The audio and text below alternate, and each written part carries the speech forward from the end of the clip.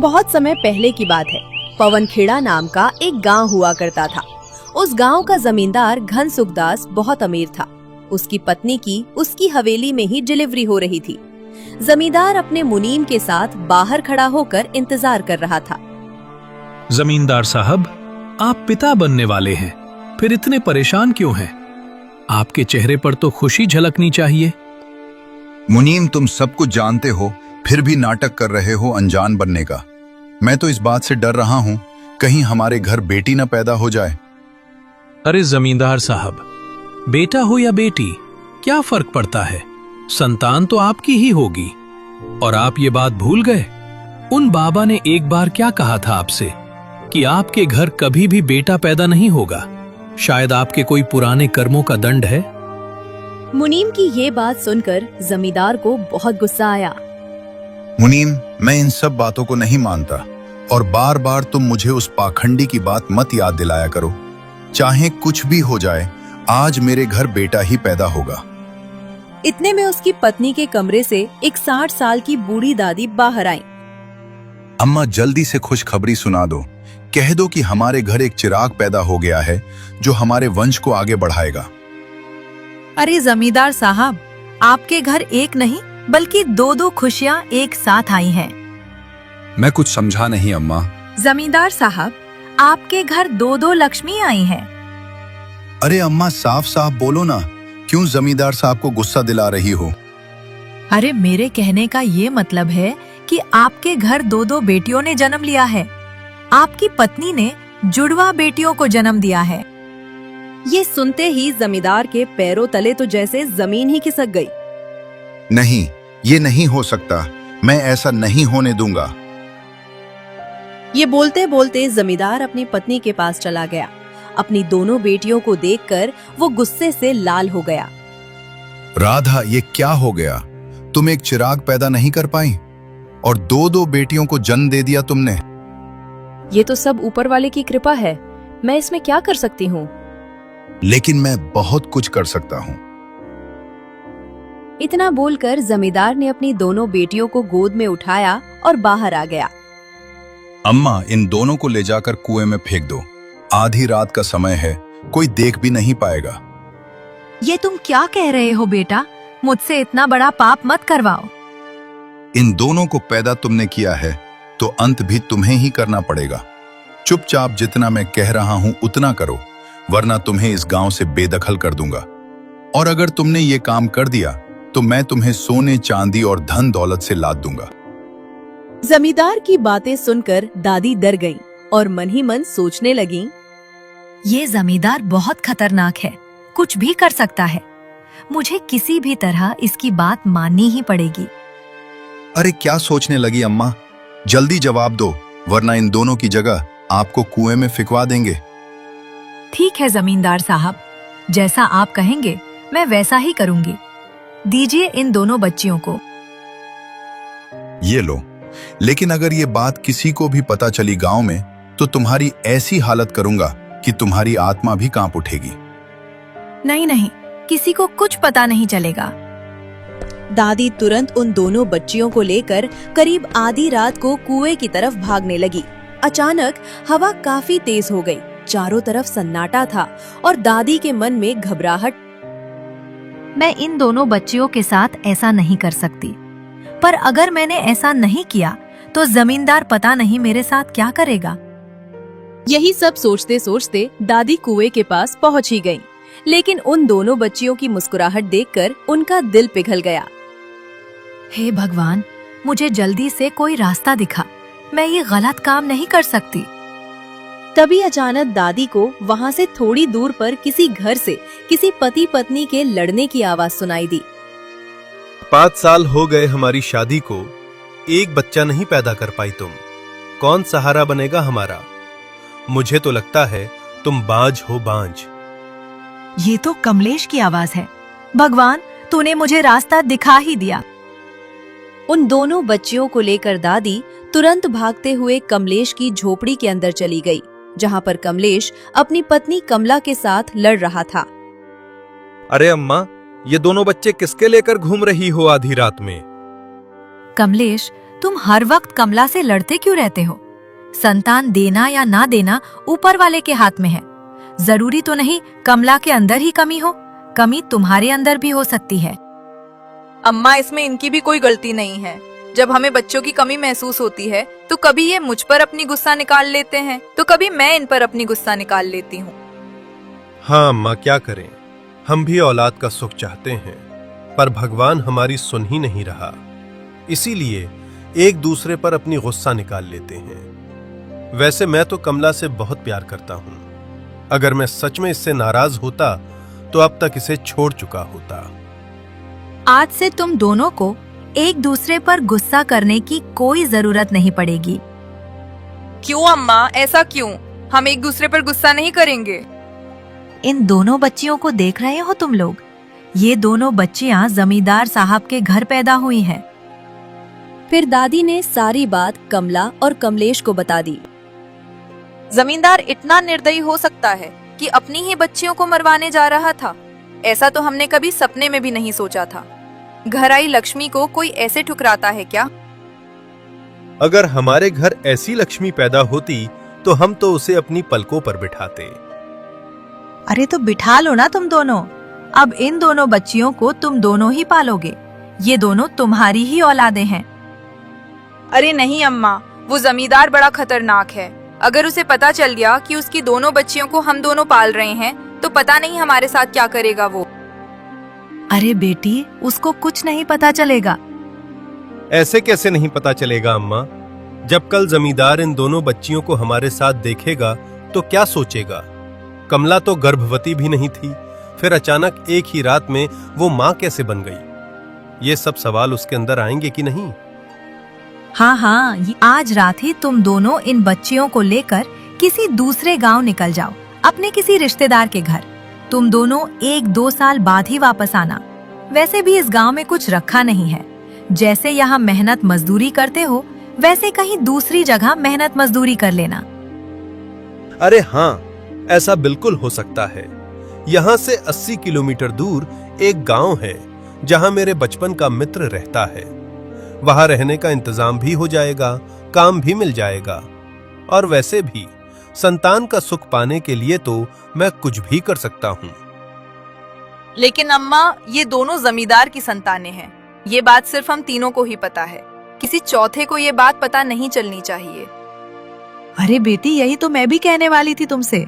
ये बात हम तीनों के अलावा किसी को पता नहीं चलेगी। तुम दोनों इसी वक्त निकल जाओ इन बच्चियों को लेकर। ठीक है अम्मा, हम दोनों अभी निकलते हैं। आप हमारे इस छोटे से घर की देखभाल करती रहना। चाबी मैं आपको देकर ही जा रहा हूँ। इतना बोलकर कमला और कमलेश उन दोनों बच्चियों को लेकर उसी रात दूसरे गांव चले गए। इधर वो बूढ़ी दादी भागते हुए सरपंच के पास आई और बोली, सरपंच साहब, मैंने आपका काम कर दिया है। अब आपने जो वादा किया था वो भी पूरा कर दीजिए। क्या बात है अम्मा, तुमने तो सच में मेरा काम कर दिया।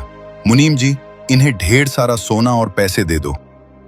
मुनीम ने ढेर सारे पैसे और ढेर सारा सोना लाकर अम्मा जी को दे दिया।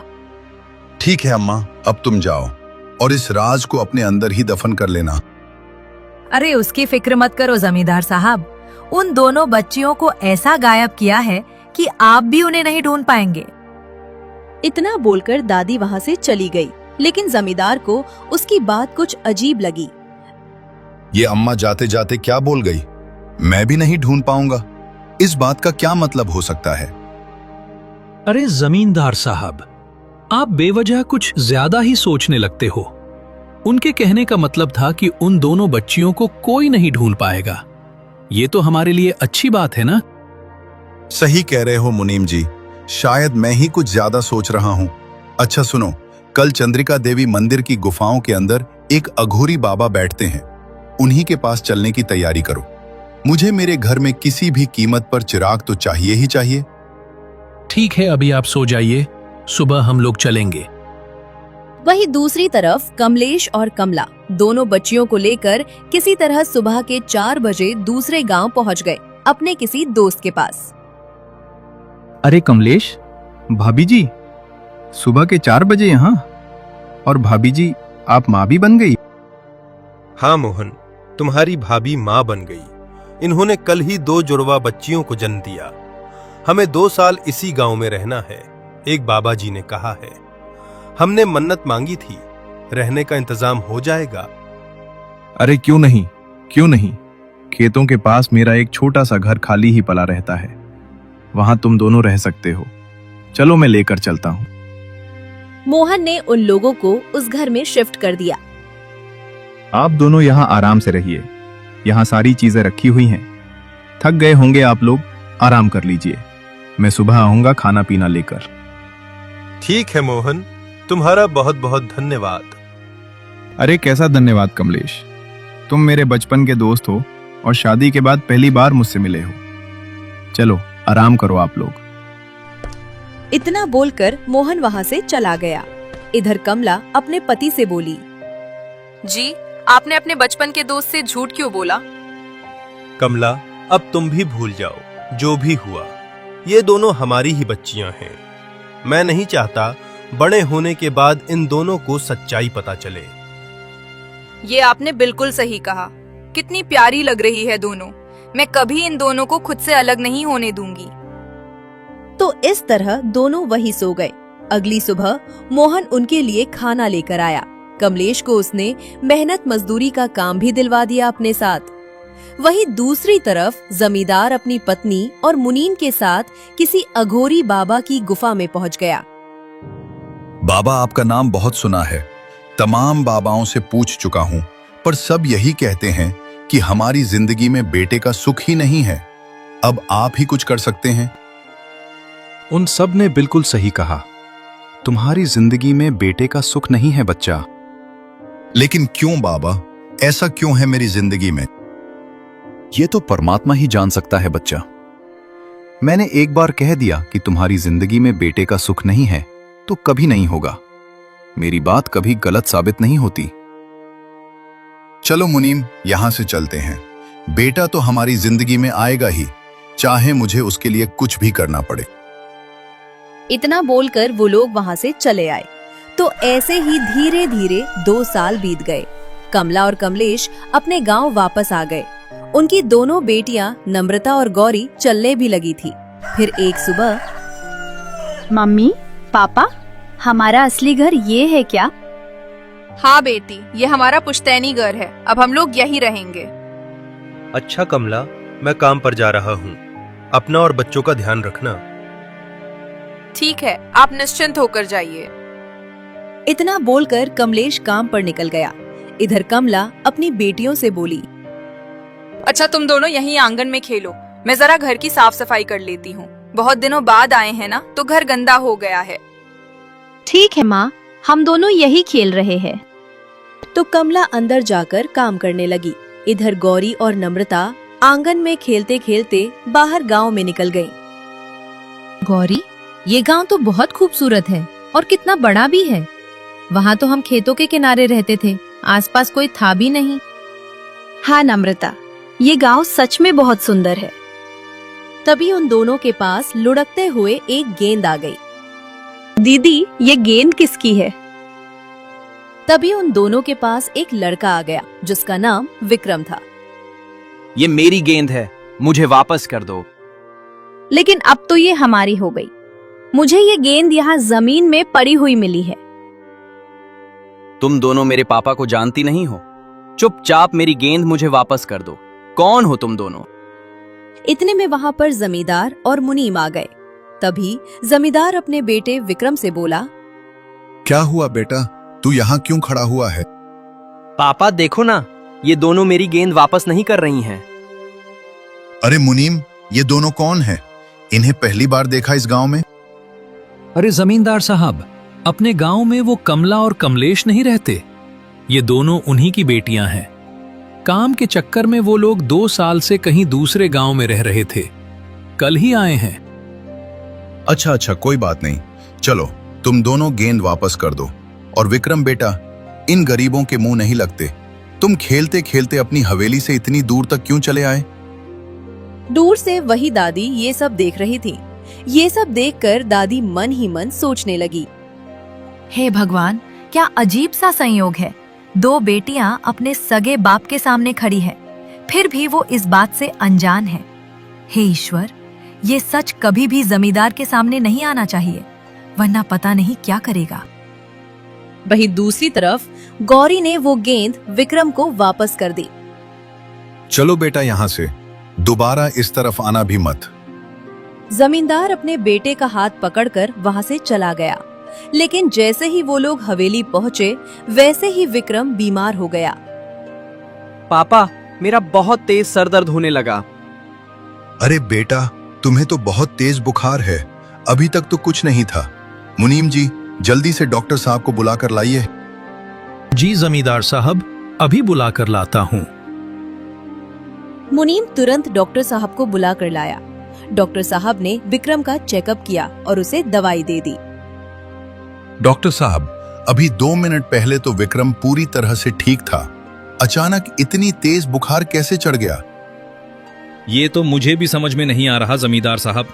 बुखार या कोई भी बीमारी धीरे धीरे होती है, पर ऐसी बीमारी मैंने पहली बार देखी।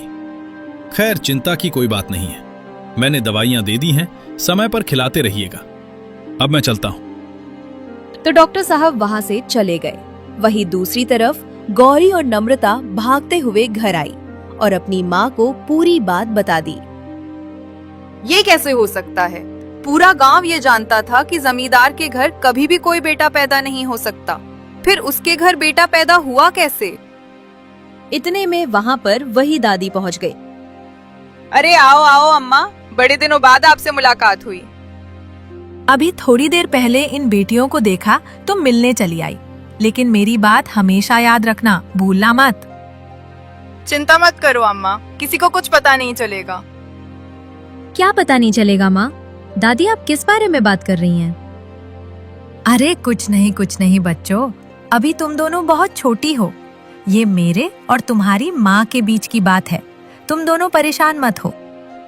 तो इस तरह धीरे धीरे दोनों बेटियां 5 साल की हो गई और स्कूल भी जाने लगी। पापा, हमारा पढ़ाई लिखाई में बहुत मन लगता है, हम जा रहे हैं स्कूल। मेरी बच्चियों, तुम दोनों पढ़ लिखकर एक दिन मेरा और अपनी माँ का नाम जरूर रोशन करोगी। बिल्कुल पापा, चलो गौरी, स्कूल चलते हैं, वरना देर हो जाएगी। इतना बोलकर दोनों बेटियां स्कूल चली गईं। रास्ता हवेली के सामने ही होकर गुजरता था। वहीं दूसरी तरफ जमींदार का बेटा विक्रम भी स्कूल जाने के लिए तैयार था, लेकिन अचानक वो फिर से बीमार पड़ गया।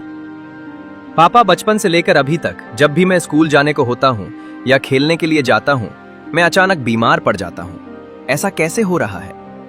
तभी वहां पर भागते हुए मुनीम आ गया। सरपंच साहब, पिछले 3 सालों से हमारी फसल बर्बाद हो रही है। इस साल भी बर्बाद हो गई, उनमें कीड़े लग गए। मुनीम, ये सब क्या हो रहा है हमारे साथ? जमींदार साहब, ये सिर्फ हमारे साथ ही हो रहा है। गांव में सबकी फसलें अच्छी हो रही है, सिर्फ हमारी ही फसलें सड़ रही हैं। विक्रम भी अक्सर बीमार ही रहता है। अरे वो सब तो छोड़ ही दो मुनीम। आज से 3 साल पहले तक गांव वालों को हमेशा कोई ना कोई परेशानी रहती थी। वो सब अपनी परेशानियां लेकर मेरे पास आते थे, पर अब गांव में किसी के पास परेशानी नहीं बची। सबकी फसलें अच्छी हो रही हैं, अच्छे दाम मिल रहे हैं, सिर्फ मेरी ही फसलें बर्बाद हो रही हैं। गांव वालों की मदद करने के बहाने मैं उनसे पैसे ऐंठ लिया करता था, अब तो कमाई का वो भी जरिया बंद हो गया। जमींदार साहब, एक बार हमें उन्हीं अघोरी बाबा से चलकर मिलना चाहिए। हो सकता है कोई ऊपरी साया हो। सही कह रहे हो मुनीम, पहले डॉक्टर साहब को बुलाकर विक्रम का इलाज करवाओ। बेचारा पढ़ नहीं पा रहा है, और उस अघोरी बाबा के पास आज शाम को ही चलेंगे। तो अपने बेटे का इलाज करवाने के बाद मुनीम और जमींदार दोनों उसी अघोरी बाबा के पास पहुंच गए और सारी बात बता दी। ऐसा कब से हो रहा है जमींदार साहब? ऐसा पिछले 3 सालों से हो रहा है, उससे पहले ऐसा नहीं होता था। ठीक है, मुझे देखने दो क्या गड़बड़ी है तुम्हारी जिंदगी में। बाबा ने अपनी आंखें बंद की और करीब आधे घंटे तक ऐसे ही बैठे रहे। आधे घंटे बाद उन्होंने चौंक कर अपनी आंखें खोली। ये भी तुम्हारे कर्मों का ही दंड मिल रहा है तुम्हें। कौन से कर्म बाबा? मैंने तो आज तक कोई बुरा काम किया नहीं। इंसान को खुद के बुरे कर्म कभी नहीं दिखते।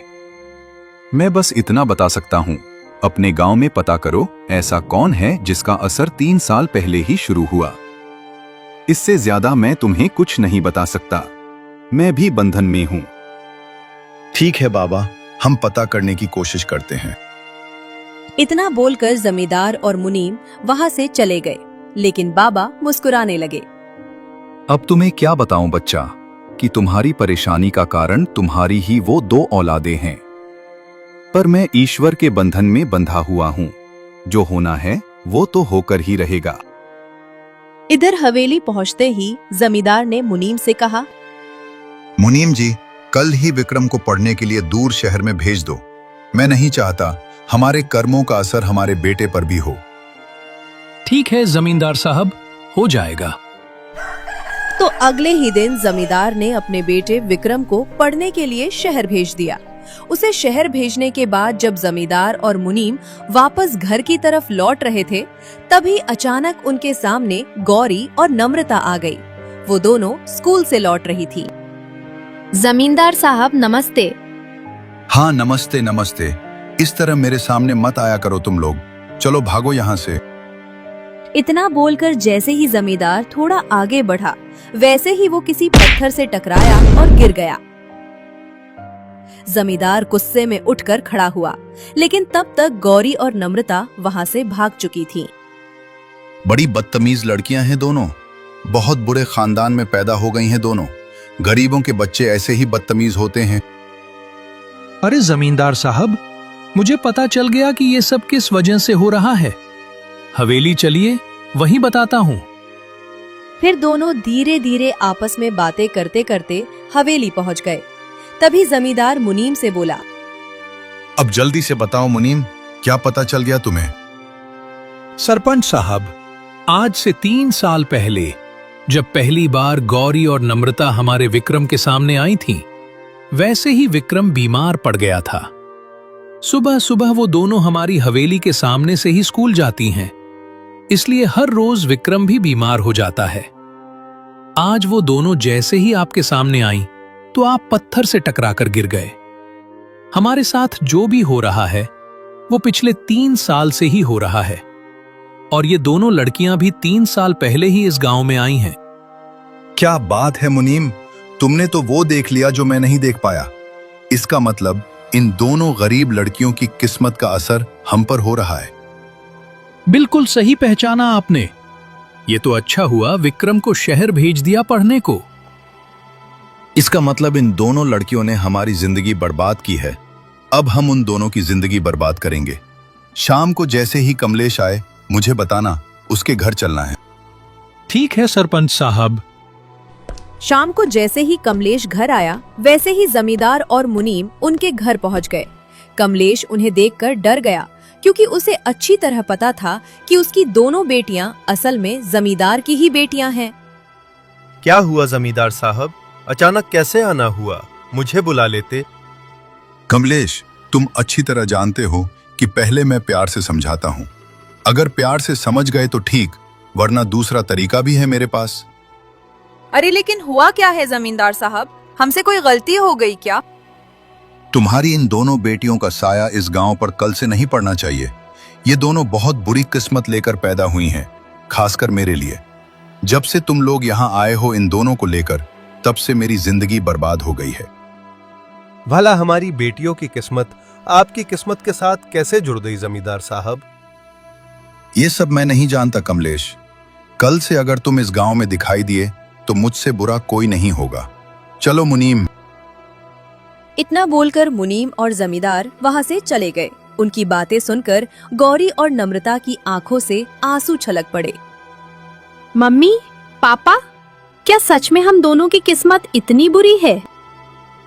नहीं मेरी बच्ची, ऐसा कुछ नहीं है। ये लोग तो कुछ भी कहते रहते हैं।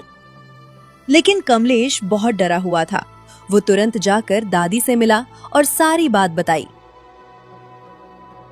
कमलेश बेटा, जमींदार जैसा कह रहा है वैसा करो।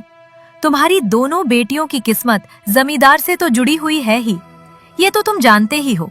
वो दोनों उसी की बेटियां हैं। लेकिन अब मैं जाऊं कहां अम्मा?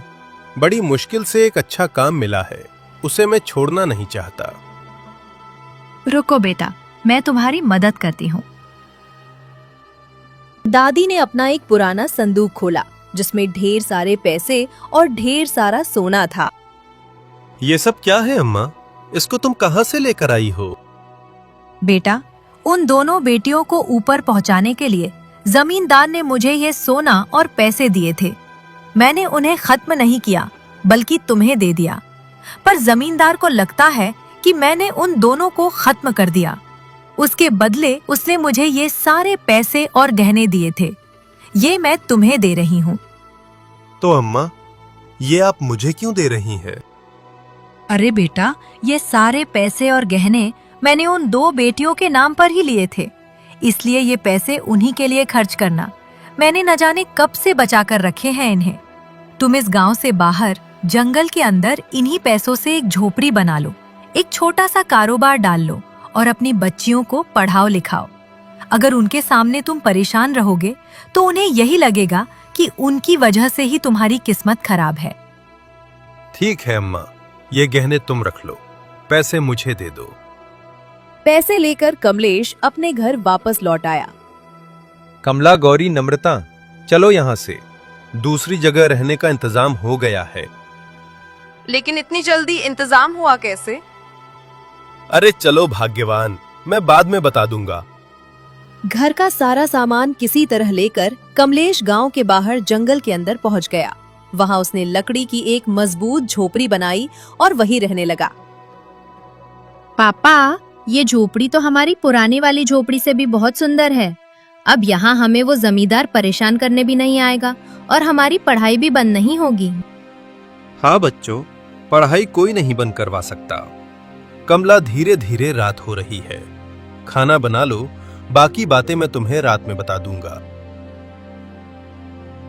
थोड़ी देर में कमला ने खाना बनाया। खाना पीना खाकर नम्रता और गौरी सो गईं। इधर कमलेश ने सारी दादी वाली बात कमला को बता दी। उन पैसों से मैं इस जंगल के बाहर सड़क पर चाय समोसे की दुकान खोल लूंगा। वहां से बहुत से मुसाफिर निकलते हैं, दुकान अच्छी चलेगी। हमारी दोनों बेटियों की किस्मत बदलने में अम्मा का बहुत बड़ा हाथ होगा। उनकी वजह से ही हमारी सूनी गोद भरी थी। तो अगले दिन से गौरी और नम्रता दूसरे रास्ते से स्कूल पढ़ने जाने लगी। इधर कमलेश ने अपनी दुकान खोली। सब कुछ तो बहुत अच्छा चल रहा था, लेकिन दूसरी तरफ जमींदार दिन ब दिन बीमार पड़ता जा रहा था। अरे मुनीम, उन दोनों बुरी किस्मत वाली लड़कियों को मैंने भगा दिया है, फिर भी परेशानी जाने का नाम ही नहीं ले रही। मैं तो चल भी नहीं पा रहा हूँ। मुझे तो लगता है जमींदार साहब, बात कोई दूसरी है। तो इसी तरह धीरे धीरे 20 साल बीत गए। गौरी और नम्रता अब जवान हो चुकी थीं। माँ, पापा तो दुकान पर गए हैं। मैं और नम्रता थोड़ा घूम कर आते हैं। ठीक है, लेकिन तुम दोनों जंगल से बाहर मत जाना कहीं। ये जंगल ही हमारा घर है। हाँ माँ, जंगल से बाहर हम कहीं नहीं जाएंगे। चलो गौरी। इतना बोलकर नम्रता और गौरी वहां से चली गईं। जंगल में घूमते घूमते वो दोनों नदी के किनारे पहुंच गईं। नम्रता, हम दोनों बचपन से इसी जंगल में रहे हैं।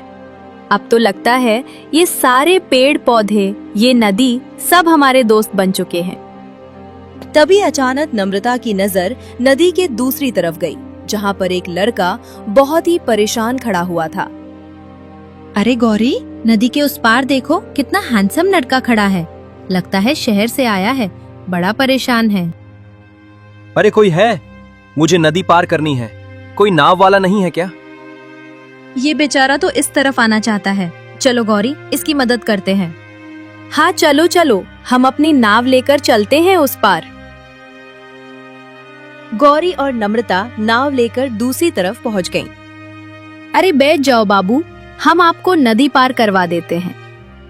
आपने मुझे बाबू कहा? पता भी है बाबू किसको कहा जाता है? एक प्रेमिका अपने प्रेमी को बाबू कहती है।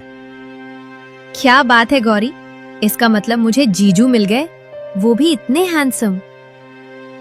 क्या कहा आपने? अरे कुछ नहीं बाबू, आप नाव में बैठिए। हम लोग तो बाबू हर किसी को प्यार से कहते हैं। खैर, वो लड़का नाव में बैठ गया और गौरी नाव चलाने लगी। वैसे आपका नाम क्या है और आप कहाँ जा रहे हैं? लगता है कहीं बाहर से आए हैं। मैं बाहर से तो आया हूँ, लेकिन बाहर का नहीं हूँ। 5 साल की उम्र में ही मेरे पापा ने मुझे पढ़ने शहर भेज दिया था। आज मैं 20 साल बाद लौट रहा हूँ। नदी के उस तरफ जो गांव है ना, उस गांव के जमींदार हैं मेरे पापा। कहीं तुम्हारा नाम विक्रम तो नहीं है? हाँ, मेरा नाम विक्रम ही है, लेकिन आपको मेरा नाम कैसे पता चला? मैं तो आपसे पहली बार मिल रहा हूँ। पहली बार नहीं मिल रहे हो। याद करो, आज से 20 साल पहले तुम्हारी गेंद हम दोनों के पास आ गई थी। तब तुम्हारे पापा गुस्से में आ गए थे। फिर हमने तुम्हारी गेंद वापस कर दी थी। अरे हाँ, याद आया। तुम्हारा नाम गौरी है और इनका नाम नम्रता है। तुम दोनों तो कितनी बड़ी हो गई। तुम भी तो अब दूध पीते बच्चे नहीं रहे। यही सब बातें करते करते नदी पार हो गई। सब लोग बाहर आ गए। वैसे अब हम दोनों उस गांव में नहीं रहते। सामने जंगल के अंदर हमारा घर है। ठीक है गौरी, मैं तुमसे मिलने आता रहूंगा। पहले जाकर पापा से मिल लेता हूँ। तुम दोनों से मिलकर बहुत अच्छा लगा। इतना बोलकर विक्रम वहां से चला गया। जैसे ही वो अपनी हवेली पहुंचा तो अपने पिता की हालत देखकर परेशान हो गया। अरे विक्रम बेटा, तुम तो पूरी तरह जवान हो गए। मुनीम काका, मुझे 20 साल लगे हैं जवान होने में। पहले ये बताइए, पापा की ये हालत कैसे हो गई? ये तो बिस्तर से उठ भी नहीं पा रहे हैं। अरे क्या बताऊं बेटा, बड़े से बड़े डॉक्टर, बड़े से बड़े बाबा को दिखाया, पर कोई नहीं ठीक कर पाया इन्हें। कोई बात नहीं, मैं आ गया हूं ना। मैं पापा की खूब सेवा करूंगा और ये ठीक हो जाएंगे। तो अब उसका बाप थोड़ा खुश रहने लगा, लेकिन उसकी तबीयत में कोई सुधार नहीं हुआ। इधर विक्रम उस नदी के किनारे अक्सर गौरी से अकेले में मिलता रहता था। एक दिन गौरी के माँ बाप ने दूर से उन्हें एक साथ देख लिया। नम्रता, तुम अपनी बहन को समझाती क्यों नहीं? मैं बहुत पसंद करता हूँ इन्हें, इनसे शादी करना चाहता हूँ। अरे दीदी मान जाओ ना, इतने हैंडसम जीजू कहाँ मिलेंगे मुझे? अरे नम्रता, मैं भी इन्हें पसंद करती हूँ, लेकिन मैं इनसे शादी कैसे कर सकती हूँ? ये जमींदार के बेटे हैं, वो नहीं मानेंगे। और सबसे पहले तो मुझे अपने माँ बाप से बात करनी होगी। बिना उनकी आज्ञा के मैं किसी से शादी नहीं कर सकती। कमला, ये तो अनर्थ हो रहा है। ये विक्रम भी जमींदार का बेटा है और हमारी दोनों बेटियां भी उन्हीं की बेटी हैं। इस रिश्ते से तो ये दोनों भाई बहन हुए। ऐसा अनर्थ हम नहीं होने देंगे। लेकिन अगर गौरी ने जिद कर ली तो सच्चाई बताने के अलावा हमारे पास कोई रास्ता नहीं बचेगा। नहीं, चाहे कुछ भी हो जाए, मैं अपनी दोनों बेटियों को खोना नहीं चाहती। उन्हें वो सच्चाई मैं कभी नहीं बताऊंगी। घर आने दो, शाम को उनसे बात करती हूँ। रात में खाना पीना खाने के बाद कमलेश और कमला ने गौरी से इस बारे में बात की। बेटी, वो लड़का बहुत समझदार है, लेकिन उससे तुम्हारी शादी नहीं हो सकती। अरे क्यों नहीं हो सकती पापा? उसने बोला था कि वो अपने पापा को मना लेगा। वैसे भी उनका आखिरी समय चल रहा है। अरे बेटियों, तुम लोग समझ क्यों नहीं रही हो? इतने में वहाँ पर वही दादी पहुँच गई और अब उनकी उम्र लगभग 70 साल से भी ज्यादा हो चुकी थी। कमलेश बेटा, कमला बेटी, तुम दोनों जरा बाहर आओ, कुछ जरूरी बात करनी है। अरे अम्मा, इस उम्र में आपको यहाँ तक आने की क्या जरूरत थी? हमें ही बुला लेती। चलिए आते हैं, तुम दोनों यही रुकना, हम लोग अभी आते हैं। कमलेश और कमला को बाहर बुलाकर दादी ने बताया, जमींदार के नसीब में बेटा पैदा होना लिखा ही नहीं था और वैसा हुआ भी नहीं। मतलब वो विक्रम जमींदार साहब का बेटा नहीं है? नहीं, विक्रम को तो जमींदार साहब ने गोद लिया था। वो उनकी सगी औलाद नहीं है। लेकिन गौरी और नम्रता की किस्मत पूरी तरह से बदलने के लिए मुझे अभी एक काम करना पड़ेगा। इतना बोलकर दादी उसी अघोरी बाबा के पास पहुंच गई। बाबा, अब वक्त आ गया है सब कुछ ठीक करने का। चिंता मत करो अम्मा, कल ही उन दोनों की किस्मत का फैसला हो जाएगा। सुबह सुबह अपनी हवेली में विक्रम भी बुरी तरह बीमार हो गया। पापा, ये मुझे क्या हो रहा है? मुझे लगता है मैं नहीं बच पाऊंगा। मुनीम जी, ये सब क्या हो रहा है? मेरा बेटा जैसे ही यहाँ आया वैसे ही फिर से बीमार पड़ने लगा। इतने में वहां पर वही दादी अघोरी बाबा को लेकर आ गई। जमींदार साहब, तुम दोनों की ये हालत तुम्हारी उन दोनों बेटियों की किस्मत की वजह से हुआ है। मेरी 2 बेटियां? उन्हें तो मैंने पैदा होते ही। आगे बोलने की जरूरत नहीं है। मुझे पता है तुमने अपनी दोनों बेटियों को पैदा होते ही मरवाने का आदेश दिया था इन अम्मा के हाथों, लेकिन वो मरी नहीं। हाँ जमींदार साहब, मैं उन दोनों को लेकर कुएं के पास गई थी, लेकिन मेरे हाथ कांप गए, इसलिए मैंने उन दोनों को कमलेश और कमला के हवाले कर दिया था, क्योंकि उनकी कोई संतान नहीं थी। फिर दादी ने सारी बात जमींदार साहब को बता दी। इसका मतलब वो दोनों मेरी बेटियां हैं। तभी मैं सोचूं उन दोनों की किस्मत मेरे साथ क्यों जुड़ गई। तुमने गांव वालों को खूब लूटा, अपनी ही बेटियों को मरवाना चाहा। उन्हीं सब कर्मों का दंड तुम्हें मिल रहा है। और विक्रम बेटा, तुम इनकी सगी औलाद हो ही नहीं। इनके गंदे कर्मों की वजह से इनके नसीब में बेटे का सुख कभी था ही नहीं। पापा, आपने मेरे साथ और अपनी 2 बेटियों के साथ इतना बड़ा धोखा किया, मैं तो सपने में भी नहीं सोच सकता था। आपके बुरे कर्मों की वजह से मेरी माँ मुझे छोड़कर चली गई। बाबा, अपने अंतिम समय पर मैं अपने पापों का प्रायश्चित करना चाहता हूँ। कोई तो उपाय होगा जिससे मेरा बेटा सही हो जाए, भले ही मैं इस दुनिया में न रहूं। एक तरीका है जिससे तुम और तुम्हारा बेटा दोनों ठीक हो जाएंगे। तुम अपनी सारी जमीन जायदाद अपनी दोनों बेटियों के नाम पर कर दो, बिना उन्हें कोई सच्चाई बताए। ठीक है बाबा, आप जैसा कहेंगे मैं वैसा कर दूंगा। अगले दिन जमींदार ने कमलेश, कमला, नम्रता और गौरी को अपनी हवेली में बुलाया। फिर उन्होंने अपनी सारी जमीन जायदाद, धन दौलत गौरी और नम्रता के नाम पर कर दी। लेकिन सरपंच साहब, आप अपनी सारी धन दौलत मेरे और नम्रता के नाम पर क्यों कर रहे हैं? बस ये समझ लो कि मैंने कभी बेटियों की इज्जत नहीं की। उसी के कर्मों का प्रायश्चित करने के लिए मैंने तुम्हें अपना सब कुछ दे दिया। अब मैं बाकी की जिंदगी हरिद्वार में संन्यास लेकर बिताऊंगा। शाम तक विक्रम और उनके पिता दोनों पूरी तरह से स्वस्थ हो गए। फिर जमींदार अकेले में कमलेश से मिला। कमलेश भाई, मैं विक्रम और गौरी की शादी करके यहाँ से हरिद्वार जाना चाहता हूँ। आपकी बेटी है जमींदार साहब, जो आपको लगे वो कीजिए, बस मेरी बेटियों को कभी सच्चाई मत बताना। नहीं कमलेश, वो दोनों बेटियां तुम्हारी ही हैं। बेटी का बाप कहलाने का हक इस जन्म में मैं खो चुका हूँ।